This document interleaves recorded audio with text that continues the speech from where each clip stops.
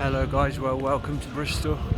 This is the Corn Street and I just come to do a bit of emergency busking, and yeah, like I just thought it'd be nice to do a little vlog because it's funny how like busking is such an established thing in the UK, and like, you know, in Nepal not so much. And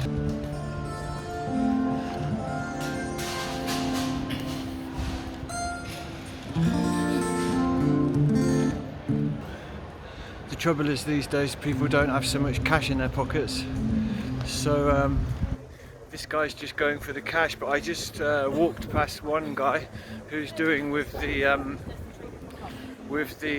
tip. He's got, like, you know, a little what's it called, a little card machine, so people can actually pay from the electronic payment. So I thought that was very interesting. I'll show you now. I'll just walk back past there, and there's a tip jar app or something. He's got all these kind of scanners so people can tip him, and I think that's the thing these days. I mean, it's sad, but cash is becoming extinct. I hate to say it, but it's a scary thing. Yeah, I think cash is going to be, I mean, at least in the UK and in the West, it's becoming you know, people just do with their phones these days. And even, you know, you don't even need a card. You can just, I think you just scan your phone. I mean, the thing is, I've always resisted that, so I've never really had a bank account or anything. I mean, I have had, but I don't have now. And so that's the next thing, setting all these things up, because everything's changed in the UK. It's incredible. I mean, for example, for the government money, you know, we used to make a phone call. There was a bit of a process, but I used to give the national insurance number, and then if you didn't have ID, they'd ask you some security questions because they got all my information there, so they would just cross-reference it. Not these days. Now you've got to give 3 forms of ID. So yeah, apparently there's a benefits advisor for homeless people that I need to try and speak to. And yeah, I'm trying to keep my spirits up, guys. It's alright, you know, the sun's shining, birds are singing, it's a beautiful day. And you know, like, I have been having these incredibly profoundly beautiful moments in amongst all of this hardship also, you know. It's funny how the hardship really draws on some deeper aspect of the consciousness. And you know, I've just been getting emotional a lot, like crazy, just bursting into tears for no obvious reason. And it's just been an absolute, it's kind of like I keep getting this vision, like I ask God, like, where should I go, what should I do? And the message is, get a tent and write your book, finish writing your book, collate all of the pages and get it together, because I really do have a story to tell. I mean, harping on about it for years now, but like it's something that I absolutely have to address, because I think it's a story that can really help people, and in the end, helping people is the most valuable, amazing thing. You know, it's like, despite all of this hardship, like, I did have moments where I just feel I just want to die. I don't want to be in this world anymore. It's too hard. But then, you know, like, I feel like I could never do that, because the love that I have to give and to share in this world is so big. Like, I have a big heart, you know, and like the music which is in my heart, many music, you know, from many places, and beautiful songs that I've written, beautiful songs that I've learned, beautiful songs that I've been inspired to write my songs by learning. And all of this process is something that I want to pass on, for whatever it's worth, to anyone who's interested. So that is kind of obviously my next mission once I get a bit of stability. And yes, this is the centre. It's ever so strange being back in the United Kingdom. It's really, you know, like, I notice certain things, like people are very angry. You know, there's a lot of anger flying around, and in Nepal, you know, it's like you don't raise your voice, and then people just walking down the road, you know, the sun's out with no top on, and I'm just like, it's shocking, because I've got used to the rules in Nepal. Suddenly I'm like, oh my God, he's walking around with no, you know, and it's just like British culture, you know, these little things, and we don't notice until we're confronted with it in our face. But you know, the shouting and the swearing and the anger and the expression, just the kind of nonchalant expression of all this anger is so yes.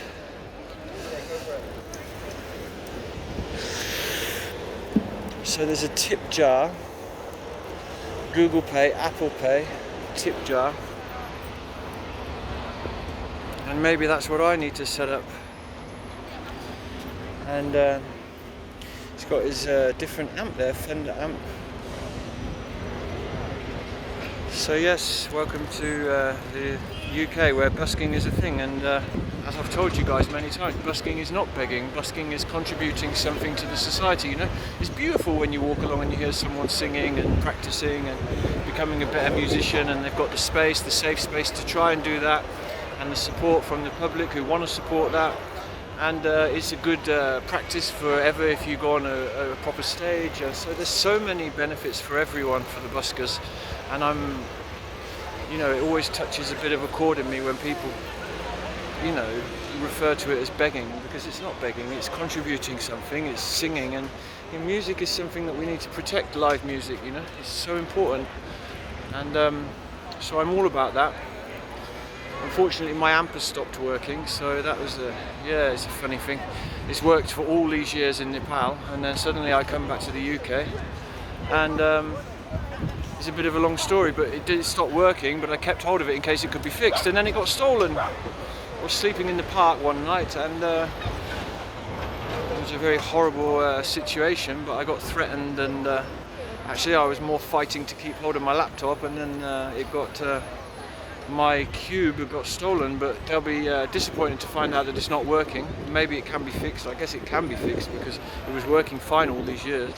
But anyway, I digress. It's, I don't want to share like, oh poor me, you know, like that's really, but I'm always a person of phrases, you know, words like the ones that have been coming, you know, captions. I love it. I'm a man of captions, that's for sure. You know, how would you say, like captions, phrases.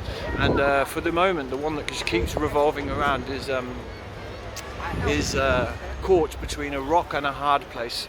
So you can refer that to so many things, you know, like for example, yes, I'm going through one of the definitely the hardest time of my life, coming back to the UK with absolutely no support and no one to turn to, and like just being on the streets.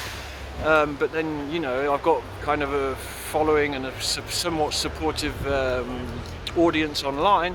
But then I don't want to come across to them that I'm kind of, oh look, poor me, help me, you know, but then at the same time I do need to share about it. So like caught between a rock and a hard place in that sense. And in many sense, you know, like that phrase is just, you know, it's very, very relevant to me at the moment. Because you're damned if you do and you're damned if you don't with so many things. I mean, it's just what I'm going through at the moment. So, but it all happened for a reason, and you know, I'm keeping my spirits up. You know, I'm starting to engage with many things. Like I got a sleep pod, which is like it's kind of a small one-person tent that's insulated, and you can like basically crawl inside there and sleep. So then you're trying to find a place to put it, and it looks like they're having a bit of a changeover with the buskers. This girl is going to sing now, and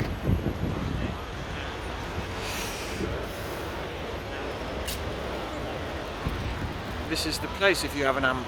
I think you would, you know, the thing is now I don't have an amp, so I'm trying to busk, and then I'm breaking strings, and then half any money that I do collect goes on buying new strings. I've just been up there, it was £5.90 for 3 spare strings. It would have been £8.50 for a set, but I decided to just get the 3 spare strings because yeah, every penny counts right now. It's crazy, like but yeah, I'm a musician, I'm a busker, it's what I do, and sorry if this video is getting a bit boring and self-obsessed, but it's always a process also for me. Like whenever I make these videos, it's like it's like making sense of things for myself, and yeah, I know like most people don't care, you know, maybe it's a little bit interesting, but they probably don't really care.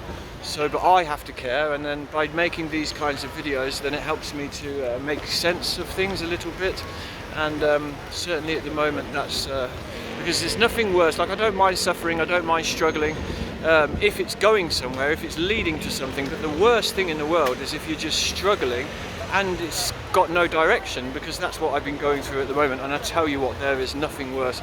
It's like one day to the next, I'm just surviving, and it's not going anywhere. I mean, I had this appointment with the Universal Credit, which is and anyway, yeah, as I told you, computer says no, mate, you have to prove your identity, and I can't. I mean, first of all, you have to give 3 forms of ID. One of them can be a letter from the doctor. Okay, so I found out I'm registered at the doctor's here, so that's good. So I can get a letter from the doctor. So it's 2 forms that I need to provide. So one of them being a passport. Well, a passport costs £100, and then you need an address to send it to. So I mean, it all becomes very difficult, you know. And like, you know, first of all, you got to collect £100. Second of all, you got to get an address. Third of all, you got to do the whole process, get the passport sent. You got to take the photos, everything else. I mean, and that's before you've even started getting any benefits.